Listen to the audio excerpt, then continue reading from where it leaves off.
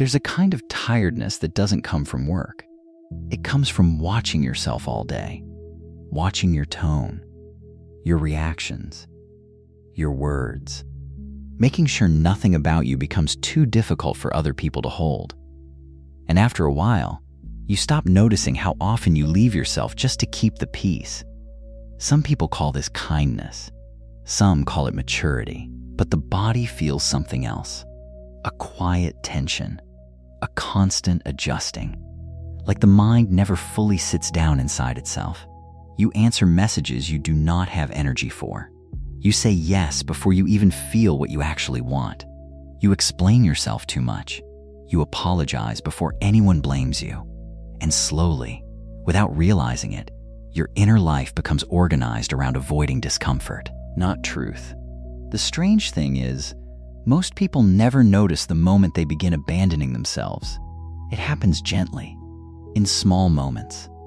A laugh that was not real, a silence that felt heavy, a boundary you ignored because losing connection felt worse than losing peace. And eventually the exhaustion becomes difficult to explain. Because your life may look functional. You still work, still respond, still show up. But somewhere underneath all of that, something feels continuously unsettled. You are not always tired because life is hard. Sometimes you are tired because your mind never stops negotiating your worth. In Buddhist teaching, suffering is rarely loud at first. It begins quietly, a small movement away from yourself, again and again and again. Until one day, you no longer know what your own presence feels like without tension attached to it. So before trying to improve your life, before fixing your habits, before becoming better for everyone else, there is something quieter to notice first, something most people spend years avoiding without realizing it. The possibility that your peace never disappeared. You just stopped staying with yourself long enough to feel it. There are moments when the mind becomes tired in ways the body cannot explain. Not dramatic exhaustion, not collapse, just a quiet heaviness that follows ordinary things. A conversation, a message left unanswered for too long, the feeling that someone's tone changed slightly, and now your chest carries it for the rest of the evening. You tell yourself it is small, but the body keeps reacting anyway, even after the moment has passed. Some people spend years trying to control how they are perceived, without realizing how much energy it costs. You replay your words after speaking. You adjust your personality depending on the room. You become careful with honesty, not because you are false, but because losing connection feels dangerous. And eventually, the nervous system learns this habit so deeply that tension begins to feel normal. You wake up already thinking about how to manage the day emotionally. Who needs a response? Who might be disappointed? Whether someone misunderstood you, whether silence means distance, the mind keeps reaching outward, checking, adjusting, predicting, as if peace can be secured through enough awareness of everyone else. But it never fully works, because the mind that constantly searches for safety also becomes unable to rest inside uncertainty. Sometimes the conversation ended hours ago, but your body is still fighting it. You lie down at night and feel exhausted without knowing why. The room is quiet. Nothing is happening anymore. Yet something inside still refuses to soften, as if the mind believes vigilance is protection, as if relaxing completely would allow something painful to enter. So even rest becomes effort. This is how suffering quietly deepens, not through tragedy alone, but through constant internal resistance to ordinary emotional discomfort. A look, a pause, a delayed reply, a shift in someone's energy. Small things begin controlling the atmosphere inside your body. And after a while, you stop noticing how reactive you have become. Only the exhaustion it leaves behind. There are people who cannot sit in silence without reaching for distraction. Not because silence is empty, because silence removes the performance. No conversation to manage, no role to maintain, no emotional negotiation happening for a few moments. And suddenly, they meet the tension they have been carrying underneath everything else. So the hand reaches for the phone again. Another message, another video, another thought. anything to avoid feeling the quiet movement underneath the mind. But avoidance has weight. Even when it looks harmless, you can feel it in the shoulders, in the jaw, in the breath becoming shallow for no visible reason. The body remembers what the mind keeps dismissing. Some reactions become so familiar, they begin to feel like personality. I'm just sensitive. I overthink sometimes. I've always been this way. But many emotional patterns are not identity. They are repetition. They are the nervous system learning survival through anticipation. And anticipation is exhausting because the mind never fully arrives where the body already is. There is also a sadness in constantly needing reassurance, even when no one sees it. Checking whether someone still cares. Needing warmth immediately after distance. Feeling unsettled when attention changes. Trying to secure love before it disappears. You called it caring, but sometimes it was fear. Fear of becoming emotionally unnecessary. Fear of not being chosen. Fear that if you stopped trying so hard, people would slowly move away from you. So you become emotionally useful, available, easy to handle, easy to need. And little by little, you begin abandoning parts of yourself that feel inconvenient to others. Not loudly, quietly, almost invisibly. That is why the exhaustion becomes difficult to describe. Because outwardly, nothing appears wrong. But inwardly, the self has been divided for too long. One part performing, one part watching the performance with silent grief.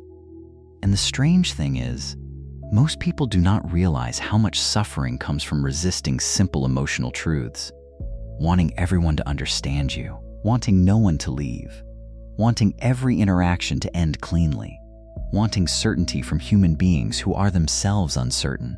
The mind keeps tightening around things that cannot stay still, and then wonders why peace feels fragile. There is a moment, usually late at night, when the performance weakens a little. The messages slow down.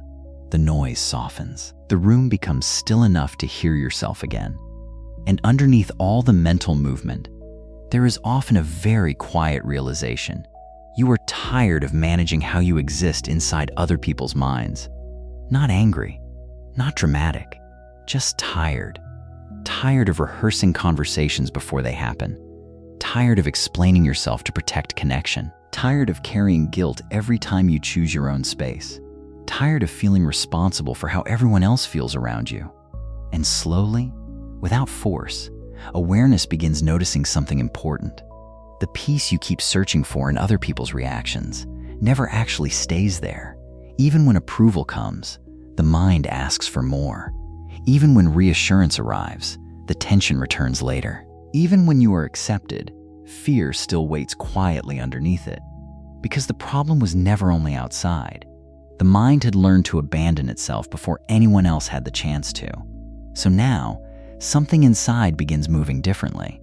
Not suddenly, not perfectly, just more honestly. You pause before answering immediately.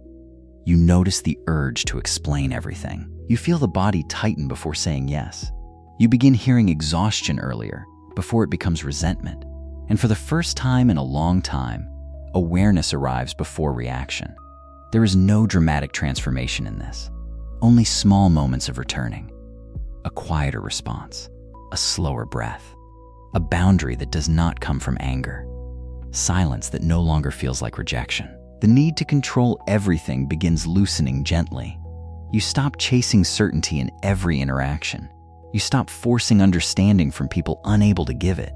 You stop turning every emotional discomfort into proof that something is wrong. And strangely, the nervous system begins softening when the struggle softens. Not because life suddenly becomes easy, but because you are no longer fighting every emotion that passes through you. Some things still hurt. Some people still misunderstand you. Some days the mind still reaches for old patterns. But there is more space around the reaction now. More awareness between feeling and impulse. More quiet inside the moment. And in that quiet, you begin noticing how much energy was spent trying to avoid being abandoned, while abandoning yourself continuously. The body feels different when that pattern slows down. Breathing changes first, then the shoulders, Then the constant scanning inside the mind begins easing little by little. Nothing dramatic happens. The world remains imperfect. People remain unpredictable. Life still moves in uncertain ways. But something inside no longer collapses so quickly around it. And maybe this is where peace actually begins.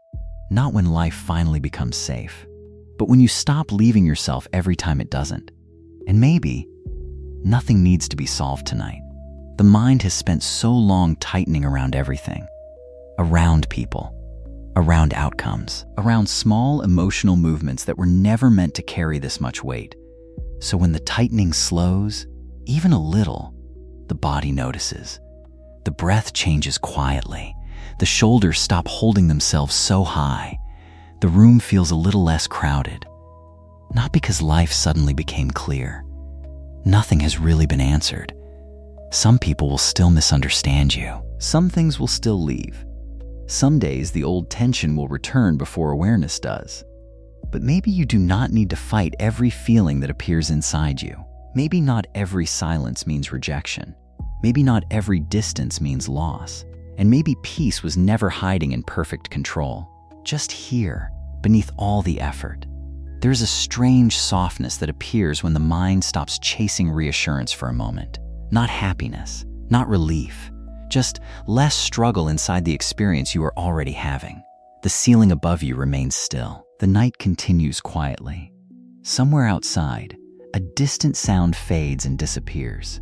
And your body no longer needs to follow every thought that enters it. You can let some thoughts pass without solving them. You can let some emotions arrive without becoming them. You can let some moments remain unfinished. Nothing collapses. The mind learns slowly, like water settling after being touched. And perhaps this is enough for now. Not certainty, not transformation.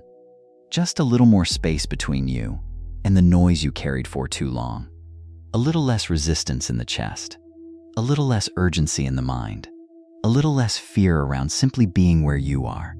And in that quieter space, you do not need to become anyone else for a moment. You do not need to explain yourself. You do not need to earn rest.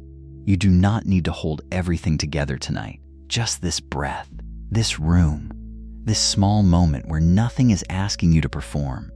And maybe that is why the silence feels different now. Not empty, just no longer fighting you.